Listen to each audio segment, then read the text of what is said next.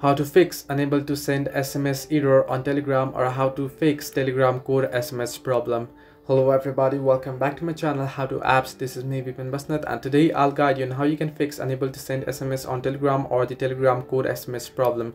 Now it's quite simple and easy. First thing what you can try is you can head into your Play Store or App Store and you can search in for VPN, and you can download any VPN and you can try and use VPN. If this still doesn't fix the issue, what you can do is you can scroll down the notification bar, tap on the gear icon or the settings icon at the top right corner of your screen. Once you tap on it here, you'll be headed into settings on your device, right?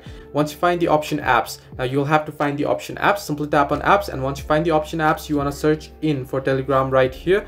Once you search in for Telegram, what you want to do is you want to tap on it and open it up, scroll down and head into storage option. Once you head onto storage, you can see manage storage option at the bottom of your screen. Simply tap on it. Once you tap on it here, you want to simply tap on three dots option at the top right corner of your screen, and then simply tap on clear local database option.